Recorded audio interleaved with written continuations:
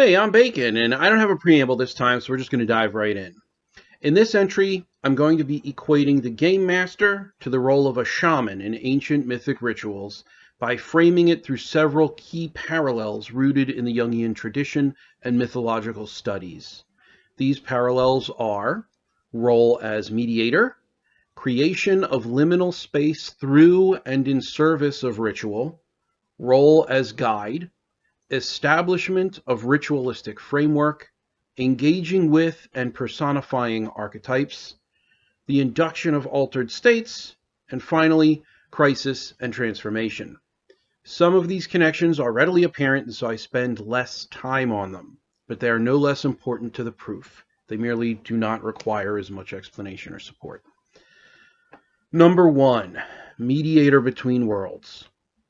Campbell emphasized that shamans serve as intermediaries between the conscious world and the unconscious or spiritual realms, facilitating communication with spirits, ancestors, and archetypes. In Man and His Symbols, Jung quotes Campbell as having said, quote, for real this time, "The shaman, then, is not only a familiar denizen, but even the favored scion of those realms of power that are invisible to our normal waking consciousness, which all may visit briefly in vision, but through which he roams a master." End quote. Shaman traverse the boundary between the ordinary world and the unseen using ritual, trance, or visionary experiences to access deeper levels of reality and bring back knowledge or healing for their communities. Both the shaman and the GM serve as mediators between different realms. The shaman communicates with the spirit world, guiding individuals or groups through rites of passage, healing, or transformation. Similarly, the GM mediates between the fictional world of the game and the players, guiding them through the narrative, introducing challenges, and facilitating their engagement with the imagined world. 2. Creation of liminal space. Eliade states in The Sacred and the Profane, quote, "Every sacred space implies a hierophany, an eruption of the sacred that results in detaching a territory from the surrounding cosmic milieu and making it qualitatively different." End quote. Rephrased, every designated sacred space or ritual space or game space with regard to TTRPGs becomes a liminal space via the evocation of the collective unconscious and the archetypes therein, through which the participants can directly experience the sacred or manifest archetypes in order to achieve what I've been calling mythic resonance and experience individuation. Like shamans and priests who create sacred spaces that transcend ordinary reality, the GM creates a liminal world where players temporarily step into a mythic realm, allowing them to experience individuation and transformation. Both roles involve channeling energies from a non-ordinary or mythic realm into the physical or conscious world through the liminal space created by the ritual. 3. Role as guide. Jungian thought often aligns the shamanic figure with the embodiment of the archetype of the wise old man or sage, guiding individuals through difficult transitions, crises, or existential dilemmas. Shamans help people confront personal or collective suffering and guide them toward integration and wholeness. This passage was paraphrased from Jung in the Archetypes and the Collective Unconscious. In many mythic traditions, the shaman acts as a guide for the individual or community, providing wisdom, interpretation of signs, and advice based on insights sometimes received through altered states of consciousness. Joseph Campbell, in an interview with Bill Moyers, said of shaman, quote, "They would become the interpreter of the heritage of mythological life, you might say." End quote. Likewise, the GM often functions as the primary storyteller and guide, steering the narrative while interpreting and responding to players' actions. The GM helps players navigate through the symbolic landscapes, much like a shaman helps individuals navigate through the metaphorical or psychological landscapes encountered in sacred and ritual spaces. 4. Ritualistic framework. In my previous video, I discussed how Jung and others in the tradition observed that rituals serve as powerful tools for engaging with the unconscious, offering a structured space for the individual or community to encounter archetypal themes, symbols, and energies. Rituals create spaces in which profound psychological or spiritual transformation can take place. This was all paraphrased from Jung, The Archetypes and the Collective Unconscious, as well as Psychology and Religion, West and East. This is mirrored in TTRPGs, where players enter a structured game space that allows them to experience growth and change through imagined and symbolic action. Shamans structure rituals to invoke transformation, whether to heal, protect, or guide. These rituals are often imbued with mythic symbols and serve as moments of liminality, where participants undergo a shift in consciousness or understanding. Likewise, TTRPGs rely on the structure provided by the GM as through gameplay, turns, action resolution mechanics, rules, character sheets, etc., to guide the unfolding of the narrative, providing characters and in turn their players with opportunities to experience transformation and growth through the journey. Both Shaman via rituals and GMs via selected or created game systems, use frameworks that have the potential to induce change, often reflecting deep archetypal themes. 5. Archetypal engagement and personification. In Jungian terms, shamans and priests act as facilitators of encounters with archetypes, be it spirits, gods, or mythic figures, which symbolize deep aspects of the unconscious. As previously mentioned, shamans guide individuals to help them integrate this unconscious material and these archetypal figures into their understanding of the world, facilitating psychological and spiritual growth. All of this was paraphrased from Eliade's Shamanism, Archaic Techniques of Ecstasy. To do this, shamans often personify archetypal energies, serving as living vessels for the symbols and forces they work with during rituals. This concept is explored by a variety of scholars within the Jungian tradition, and several thinkers often valuable insights to support this idea. Jung notes that figures like shamans and priests are embodiments of archetypal forces, reflecting the collective unconscious in human form. Quote, "At the most archaic level of this symbolism, we again meet the trickster theme, but this time he no longer appears as a lawless would-be hero. He has become the shaman, the medicine man, whose magical practices and flights of intuition stamp him as a primitive master of initiation." And that is a direct quote from Jung, Man and His Symbols. The shaman, by embodying archetypes, facilitates both personal and collective psychological processes. Mircea Eliade also discusses how shamans, priests, and ritual figures act as personifications of archetypes in his studies of shamanism and sacred rituals. In his view, the ritual leader embodies specific mythical archetypes, such as the mediator between the realms of life and death, or the healer, and in doing so, channels these archetypal roles during the ritual. In his conclusion of his work Shamanism, Archaic Techniques of Ecstasy, Eliade mentions, quote, descents to the underworld, the struggle against evil spirits, but also the increasingly familiar relations with spirits that result in their embodiment, or in the shamans being possessed by spirits, end quote, which indicates the shaman becoming the personification of archetypes.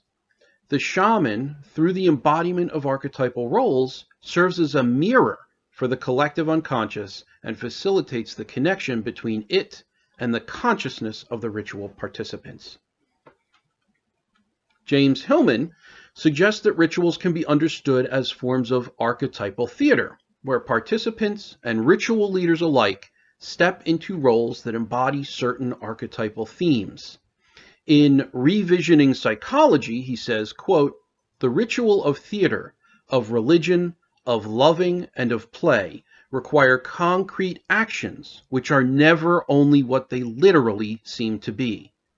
Ritual offers a primary mode of psychologizing, of deliteralizing events and seeing through them as we perform them.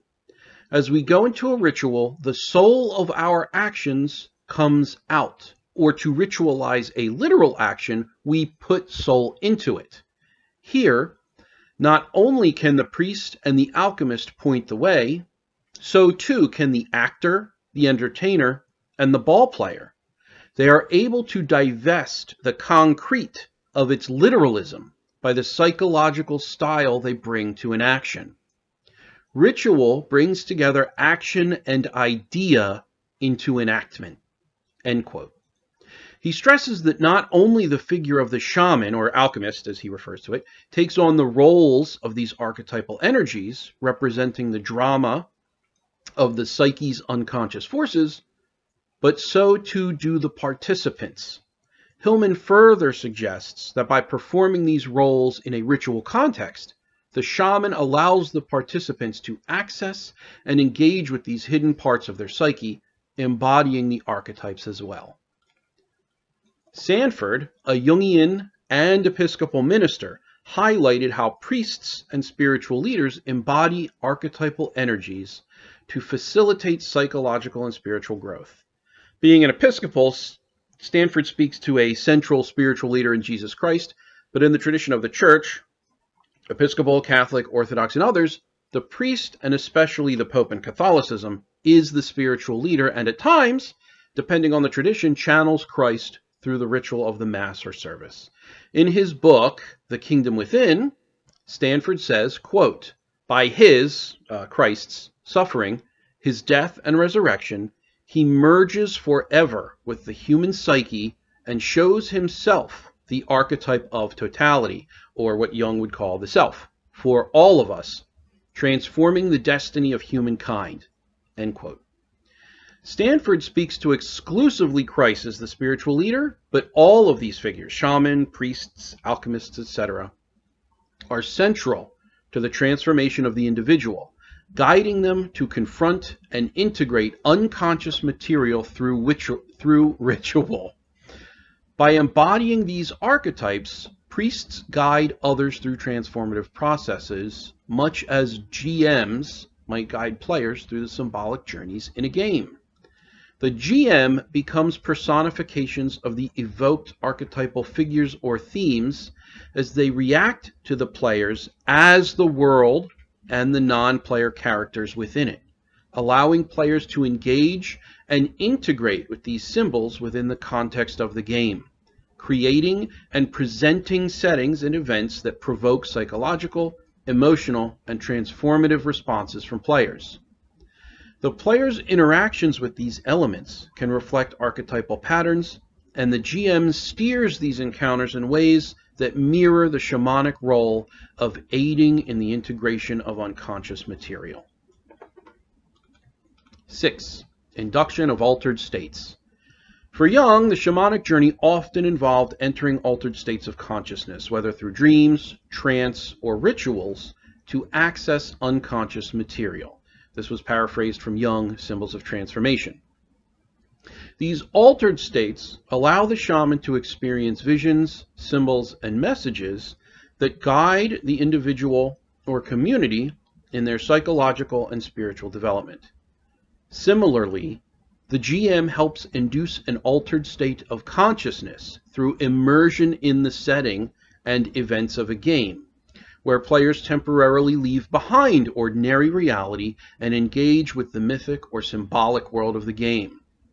Shamans and priests often use rituals, trance states, or ceremonial acts to alter the participant's perception of reality. This can be compared to the way in which the GM uses narrative, description, and rules to help players enter an altered state of consciousness, where the boundary between reality and fantasy becomes porous, and the players can fully immerse themselves in the mythic world created through the game. Both processes aim to help individuals access deeper layers of the psyche and engage with a fundamental question of existence, morality, identity, etc. 7. Crisis and transformation. Many mythic rituals conducted by shamans and priests focus on confronting crossroads or crises in life. Example: youth to adulthood, marriage, disease, dismemberment, middle age to old age, death, and facilitating transformation. In Man and His Symbols, Jung says the following, quote, "Initiatory events are not, of course, confined to the psychology of youth. Every new phase of development throughout an individual's life is accompanied by a repetition of the original conflict between the claims of the self and the claims of the ego. In fact, this conflict may be expressed more powerfully at the period of transition from early maturity to middle age, which he says is between 35 and 40 in our society, than at any other time in life." End quote. This is echoed in TTRPGs, where the GM presents crises, conflict, moral dilemmas, or survival challenges that players must navigate, leading to character development or transformation. The GM, like the shaman, provides the catalyst for this transformation, framing the narrative challenges in ways that evoke deep, archetypal themes of struggle, growth, and transcendence. Jung often wrote about the need for confronting crisis and suffering as an essential aspect of psychological growth. The crisis becomes a portal to transformation, and rituals guided by shamans offer the structure to process these crises. Through symbolic engagement with these crises, individuals can transcend their limitations and achieve individuation or self-actualization. That is paraphrased from Jung, The Archetypes in the Collective Unconscious, and Symbols of Transformation. In TTRPGs, the GM presents players with crises or challenges which serve as opportunities for growth, self-discovery, and transformation, mirroring the role of the shamanic figure in guiding individuals through difficult times or transformative crossroads. By drawing on these parallels, you can position the GM not just as a facilitator of rules and storytelling, but as a figure who actively mediates between conscious experience and unconscious material, guiding players through mythic rituals that promote self-discovery and transformation. The GM's role can be seen as a modern reflection of ancient spiritual and ritual practices designed to help individuals and communities navigate the depths of the unconscious, much like the role of shamans in their respective cultures. Thank you so much for listening. Thank you for all the comments, all of the support. I really, really appreciate it. The next video is very near, the script is very near to being complete, and so I hope to have that up a little bit more soon than a week out from this going up. It is going to be a sort of continuation of the thoughts that I present here with regard to the GM and specifically mythic resonance with regard to its presence in the game and at the table. So please do look forward to that. Thank you so much. Happy New Year, everyone. I'm actually publishing this on December 30th, so we're a couple days out from the new year. I'll see you on the other side. And thank you all so much. Take care, and I will see you then. Goodbye.